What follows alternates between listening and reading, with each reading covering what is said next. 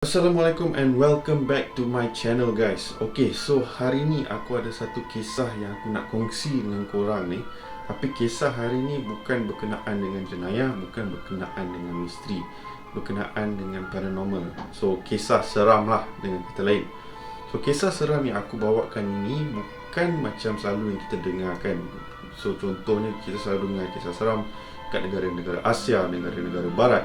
Tapi hari ni aku akan kisahkan benda ni berlaku di negara Arab.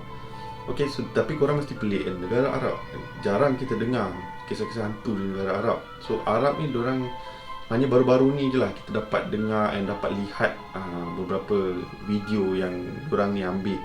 And adalah grup-grup ghost hunting dorang sendiri yang dekat sana. Tapi tu spesifik aku ambil satu jalan cerita ni dari negara Kuwait yang mengisahkan pada pasal seorang wanita yang bernama Nora Al-Takaka.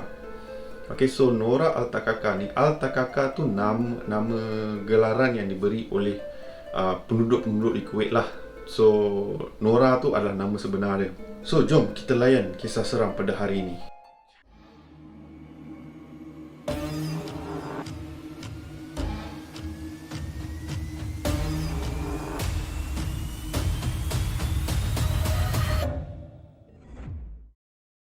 Nora Al-Takaka. Okay, so itulah nama dan gelaran yang diberi oleh penduduk-penduduk di Kuwait. Okay, so Nora Al-Takaka ni, dia adalah seorang, ataupun bukan dia seorang lah, dia dan kumpulannya adalah mereka-mereka yang meraihkan perkahwinan. Okay, so Nora ni basically dia punya leader lah, dia punya frontman, in charge of segala management lah, segala cara rhythm music lah. Dia pun menyanyi juga. Okay, dia pun menyanyi, tapi in terms of beat semua, dia ni in charge lah. Nora is the main person in charge dalam band ni. And kumpulan dia bukan kecil, kumpulan dia memang besar, merangkumi lelaki dan perempuan. Tapi dia punya main music genre dia adalah lebih kepada klasikal Arab. So dia banyak instrumen-instrumen dia merangkumi seperti kompang, gendang, and also diorang punya special tepukan-tepukan dia. And kalau korang boleh tengok dia cara diorang meraihkan perkahwinan tu, consider agak dahsyat juga lah, dengan penuh perasaan lah orang kata kan, dengan pergerakan diorang semua memang like into the moment lah orang cakap. So Nora ni dia consider agak famous di negara dia tau. So consider dia ni, okay, famous dia ni bukan macam artis-artis yang masuk televisyen ke apa, tak. Dia famous dia memang hanya untuk meraihkan perkahwinan sahaja. Okay, sampaikan semualah tahu, media tahu, the whole country of Kuwait know Nora. Senang cerita macam tu lah. Tapi dia bukan artis yang macam kita fikirkan, which is artis-artis yang masuk televisyen lah semua tu. Nora ni mostly show dia, dia akan perform pada orang-orang yang orang kata orang kaya lah, orang kaya dekat Arab ni. Dia ibarat macam Tan Sri kita semua. Dia memang, dia punya fokus dia kat situ sahaja. Okay, so memang kalau nak kata pasal booking wise semua, kalau nak dapat dia memang payah lah. Sebab always all the time ada sahaja booking untuk tempah dia untuk buat persembahan, especially pada majlis-majlis perkahwinan. Tapi pada tahun 1990-an macam tu, what happened was that tiba-tiba Nora ni decide untuk tarik diri daripada melakukan persembahan dia. Okay, tak pasal-pasal time, and then also time tu adalah zaman kegemilangan dia tau. Zaman kegemilangan dia, where dia ni selalu dapat invitation, ramai orang book dia. Tiba-tiba out of nowhere dia decide untuk bagi balik semua duit-duit yang orang dah booking, and kata dia dah tak perform, and dia practically stop dia punya band ni. So just bayangkan orang yang dah booking kat dia semua be like, apa hal aku dah booking dengan kau, lepas tiba-tiba kau cancel. So semua start mengamuk lah. Pada awalnya agak misteri juga sebab kenapa dia tiba-tiba berhenti, and especially at the top of its peak lah orang kata, zaman kegemilangan dia lah kan. So ramai media-media nak try cover ataupun nak try tanya kenapa dia decide to stop her whole performance out of a sudden tau. Okay, tanpa apa-apa sebab. Diorang try contact dia semua, tapi still tak dapat apa-apa info atas sebab kenapa dia berhenti melakukan performance dia ni. Sampailah satu hari ada satu reporter ni, tak tahu macam mana dia dapat contact number Nora ni. So basically dia direct personally call Nora, selalunya kalau orang-orang famous ni, dia adalah laluan-laluan ni. Kau kena pergi, ada punya admin person lah, kena pergi orang PR dia lah. Tapi ni by chance direct dapat kat Nora. So lepas pujuk rayu, akhirnya Nora bersetuju. Tapi dengan syarat bukan dari segi film. That means interview dia tak boleh di film, tapi hanya audio saja. Which okay lah, reporter tu agree with lah. So reporter ni pun dah tak sabar-sabar nak interview dengan Nora ni. So dia dah set time semua, everything. And then dia pun bergerak lah ke rumah Nora ni. So diorang decide untuk buat interview dekat rumah Nora. So rumah Nora ni, dia macam ibarat macam satu mansion tau. Dia macam rumah agam, memang besar rumah dia. I mean yelah, dia number one is orang Kuwait, memang selalu, especially top guns memang akan call dia untuk buat persembahan lah. So automatically memang dia ni kaya jugalah. Alright. So setibanya reporter ni dekat rumah tu, okay lah, dia macam biasa dia locengkan pintu depan.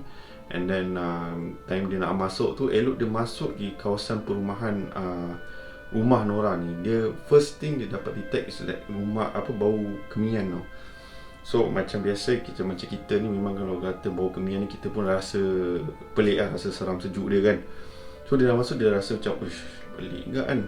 So okay, tak apa. So dia proceed lah, dia punya Nora punya pembantu rumah tu bawa lah dia ni pergi dekat consider office Nora dekat rumah tu. So bawa dia pun terkejut, office Nora ni penuh dengan ayat-ayat suci Al-Quran, dekat dinding semua, atas meja, everywhere, semua penuh dengan ayat-ayat suci Al-Quran. So dia pun macam terkejut. And also lagi terkejut is bila dia nampak perubahan pada Nora. So Nora ni, dia orang dia bersaiz besar. And then lepas insiden ni, tiba-tiba dia nampak susuk badan Nora dah macam kecil tau. Macam pucat, like, macam tak cukup makan, sentiasa dalam keadaan muka yang takut macam tu. So okay, so dia finally decide, okay fine, tu semua tu mungkin coincidence, tak ada kena-mengena dengan apa sebab yang dia berhenti. So dia set up semua barang-barang ni, barang-barang untuk interview semua. And dia pun nak proceed dengan interview.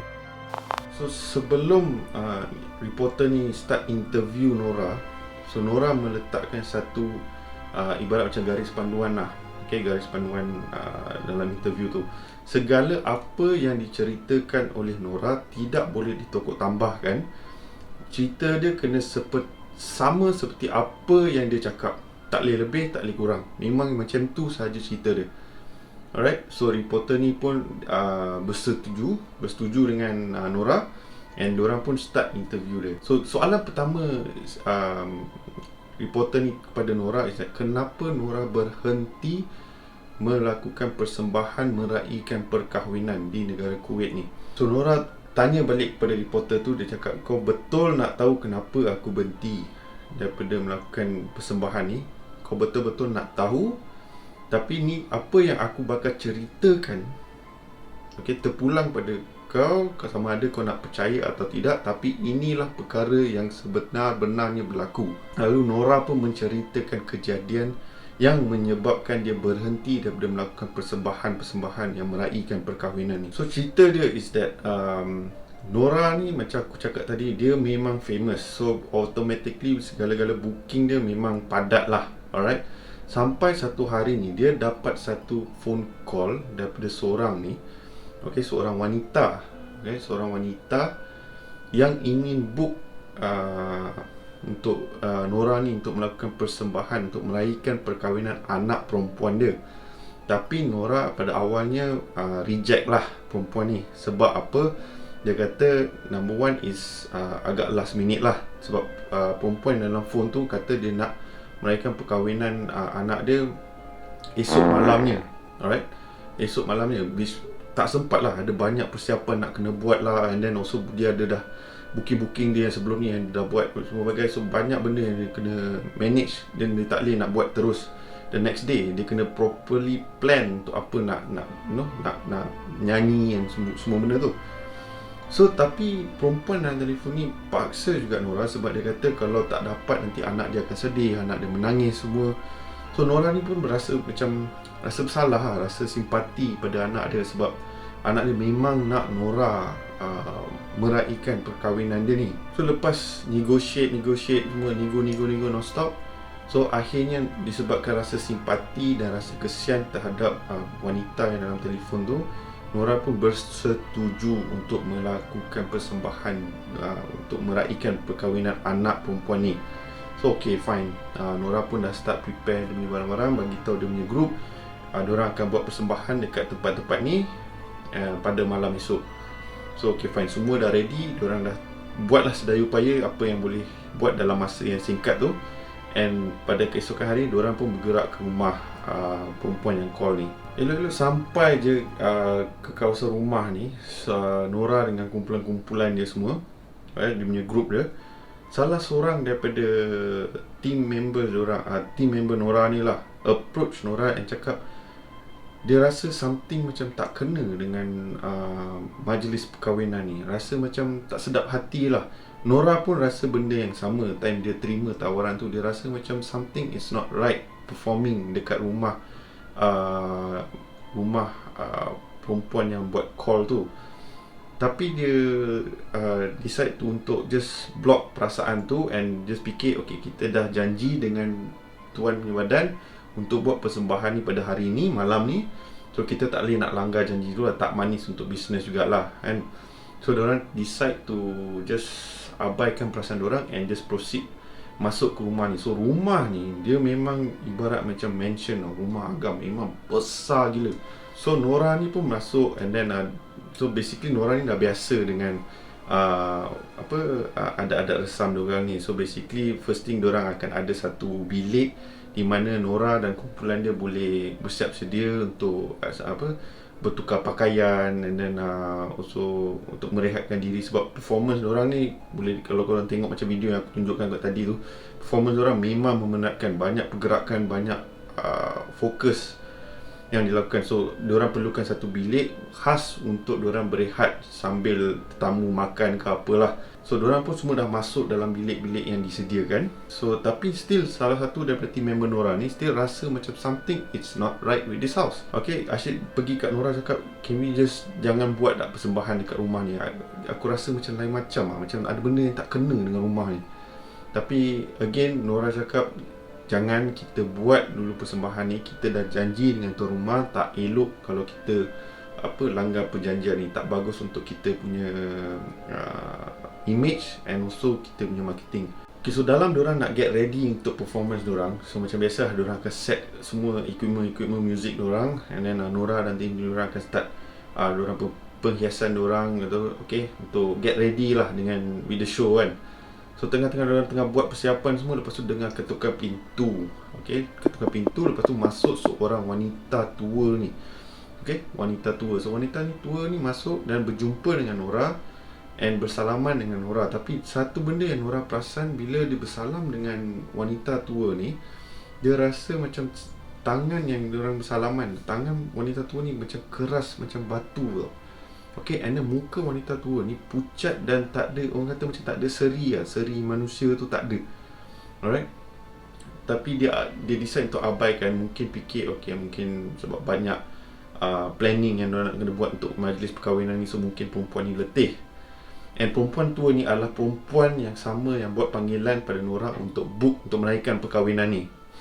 Okay, so macam biasa tuan rumah tu explain apa yang dia nak, apa yang dia perlukan. So Nora pun macam okay, dah get ready semua, okay, fine. And lepas tu ramailah, sebab Nora ni kan famous, so ramailah start masuk dalam bilik persiapan diorang tu and start bersalaman, berkenalan semua. Tapi semua have one thing in common. Benda yang sama yang diorang cakap, bila bersalaman dengan diorang ni, rasa macam bersalam dengan batu yang kasar. And pipi, bila sebab Arab kan diorang punya tradisi cium-cium pipi kan, diorang rasa pipi tu sejuk. And then also muka-muka diorang ni memang pucat.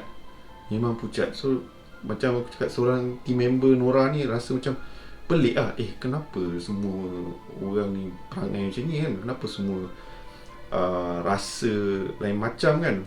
Tapi diorang decide untuk abaikan perasaan tu, and diorang pun get ready untuk start persembahan diorang. Nora dan kumpulan dia pun berharap keluar daripada bilik persalinan tu dan start diorang punya performance lah dengan semua tetamu yang ada kat situ.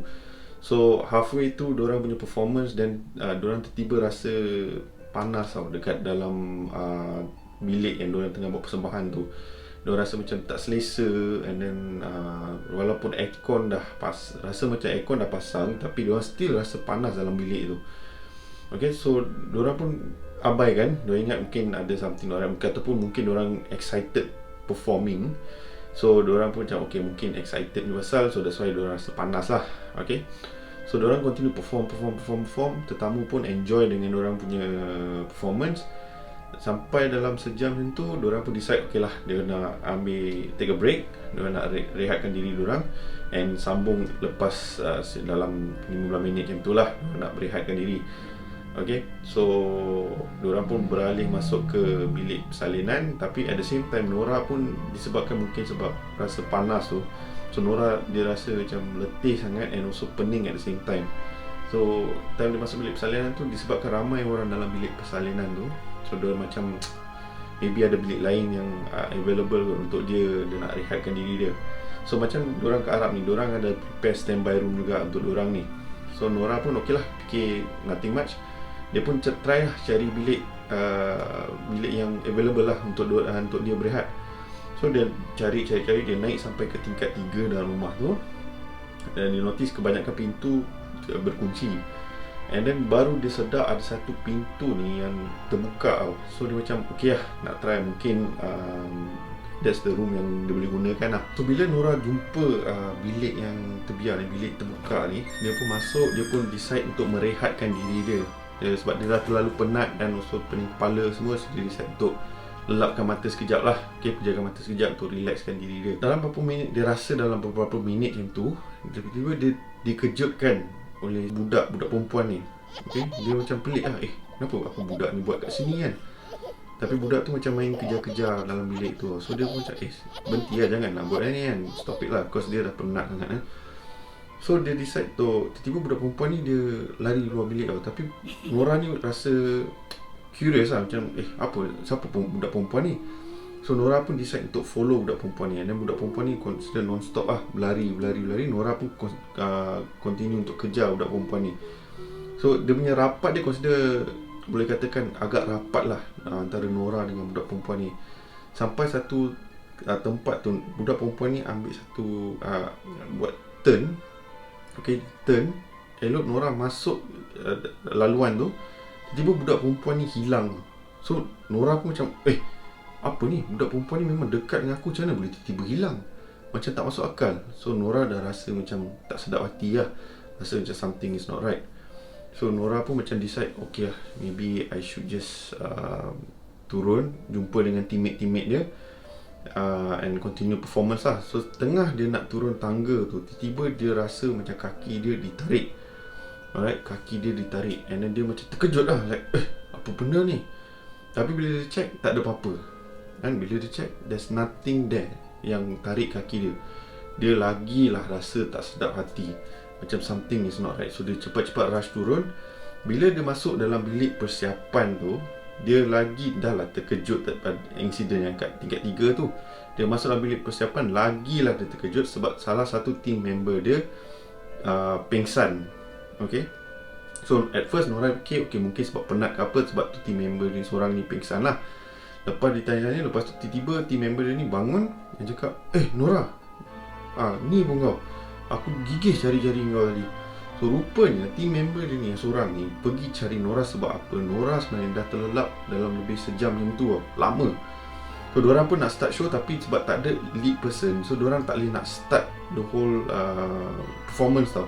Diorang perlukan Nora untuk mulakan performance diorang ni.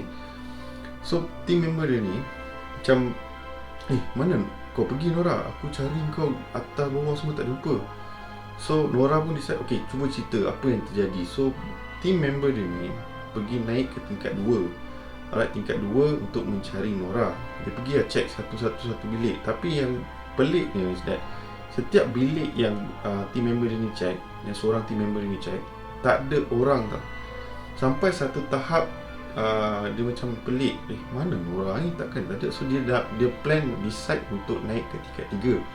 Sebelum dia nak naik tingkat 3, dia ada jumpa, tiba-tiba dia terjumpa satu makhluk yang besar, tapi dalam bentuk manusia lah.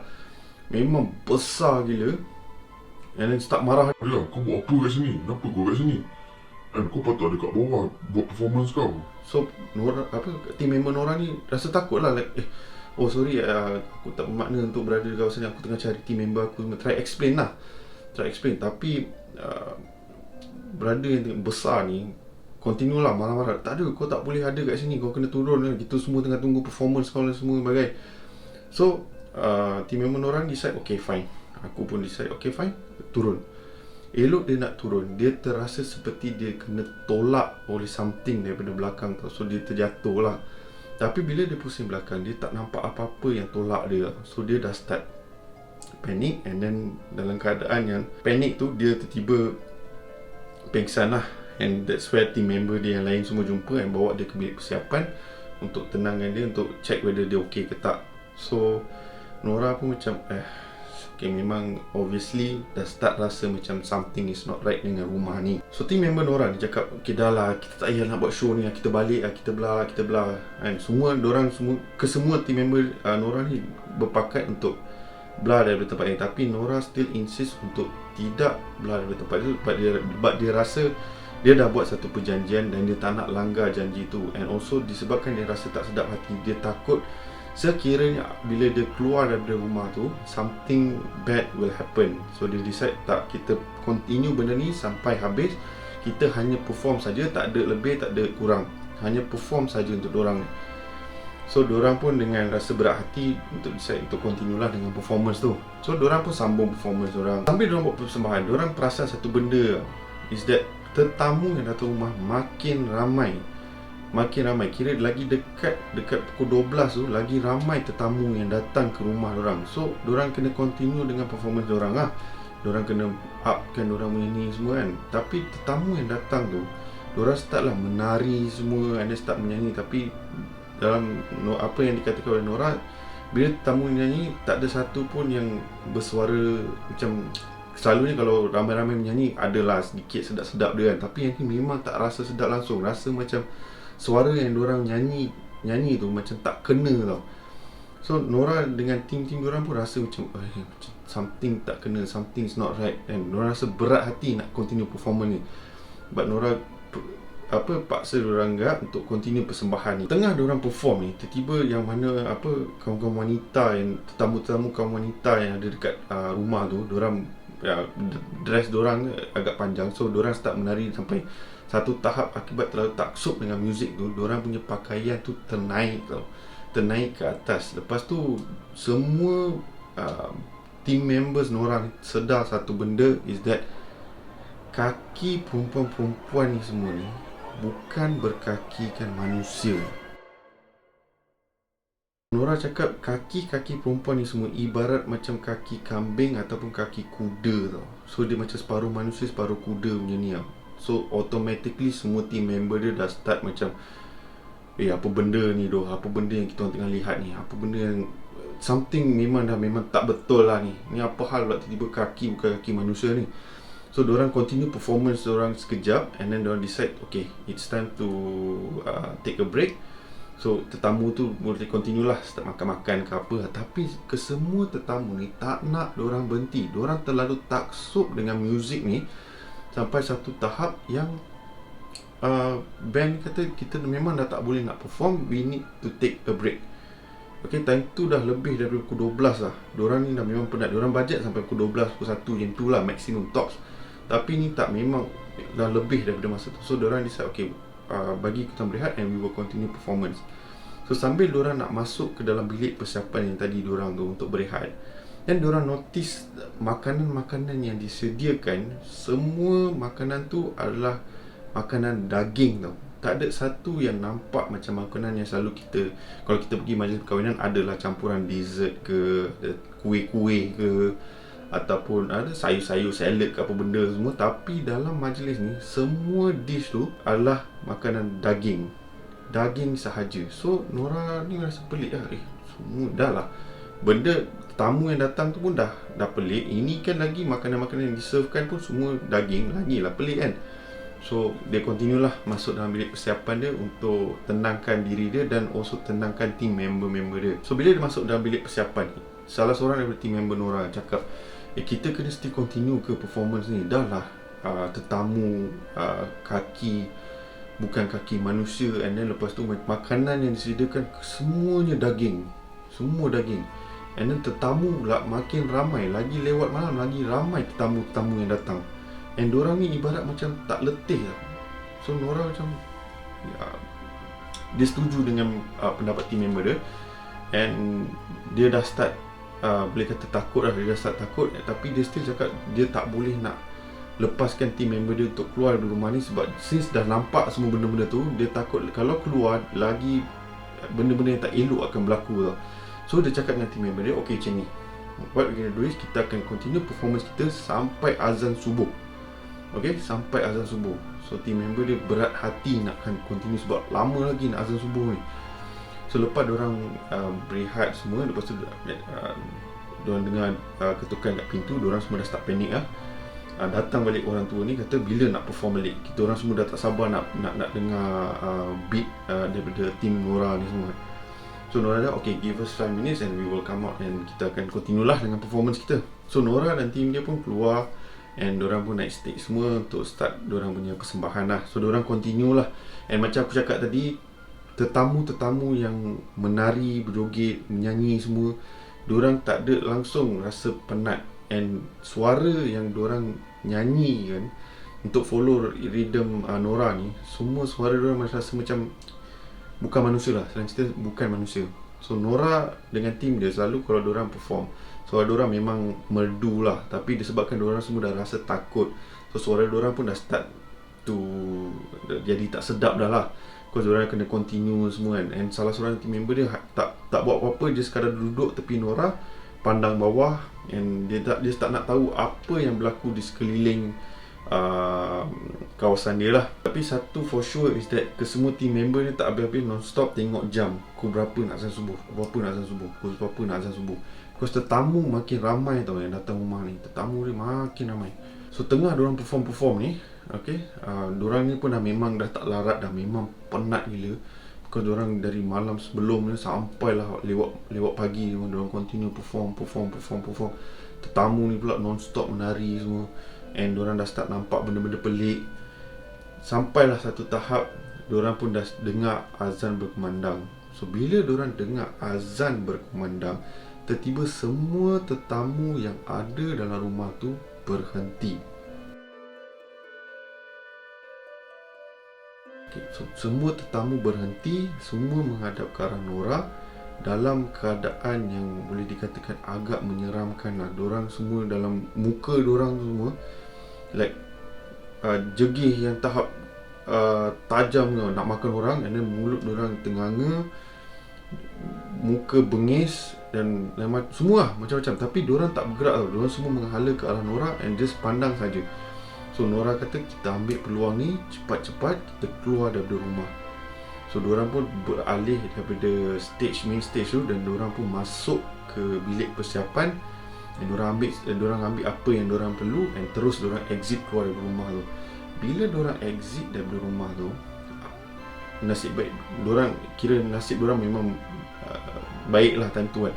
Ada seorang, okay, yang ni orang ni memang manusia, dia terserempak, and then dia cakap, korang buat apa kat sini? And dia start soalkan Nora yang semua lah. So Nora pun cerita semua benda dekat ni. Orang yang dekat luar rumah ni ambil semua grup-grup team Nora ni, bawa keluar dari rumah tu, and then everything seems to be okay lah. Diorang pun dah keluar dari rumah tu. Okay, ada cerita yang bagi tahu ya Nora decide untuk balik semula ke rumah tu, nak tengok keadaan rumah tu pada waktu siang. And then dia sedar rumah mansion tu, rumah agam tu kosong, terbiar, tak ada orang yang duduk dekat situ tu. So korang bayangkan sepanjang malam tu dia perform untuk siapa sebenarnya. So basically story ni, okay, aku buat research banyak lah melalui YouTube, melalui Google search dan semua tu. So ramai yang mengatakan cerita yang berlaku ni adalah kisah yang benar. Memang orang-orang Kuwait sendiri pun katakan benda ni memang betul-betul berlaku. Rumah yang Nora pergi dengan team member dia, memang tak ada orang duduk dalam rumah tu. So ibarat diorang sebenarnya performance diorang dan meraihkan perkahwinan kaum dan bangsa-bangsa jin.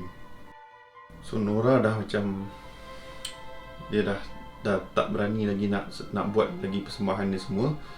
Team member dia ada seorang tu dah tiap-tiap malam bila nak tidur akan nampak satu lembaga ni yang akan continue non-stop untuk suruh dia buat persembahan, sampai satu tahap team member dia ni pun meninggal. Okay, so Nora dalam keadaan yang penuh depressed dengan situation dia sangat takut dengan apa yang dah berlaku. So they decide to put a stop to this whole performance thing. So reporter yang ambil story tu pun tergamam lah, like macam terkejut lah dengan dia cerita dia. Dia tak tahu sama ada dia nak percaya apa yang Nora ceritakan ataupun untuk tidak percaya dengan apa yang Nora ceritakan. Tapi ikutkan Nora, itulah cerita yang sebenar-benar berlaku kat dia, which is why she made the decision to stop performance punya business ni. Alright guys, so apa pendapat korang pasal cerita ni? Agak tak, aku sambil aku cerita benda ni aku pun rasa seram dia lain macam agak. Just letakkan diri korang dalam tempat Nora. Sepanjang malam tu korang fikir korang buat performance untuk manusia, tapi rupa-rupanya korang buat performance untuk makhluk yang lagi satu.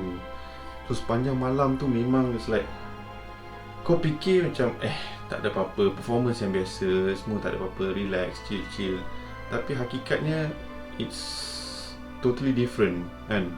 So Nora kena experience this whole trauma ni, and then dia kena, biasalah kena ambil masa untuk mengubatkan diri dia. Tu sampai yang macam aku cakap awal-awal tadi, reporter tadi pun sampai satu tahap yang sedar yang Nora ni dia dah kurang berat badan dia dan muka sentiasa nampak pucat lepas insiden yang berlaku kat dia dengan team member dia. Korang boleh share pendapat korang pasal Nora Altakaka ni, kalau korang ada version korang yang korang jumpa ke apa.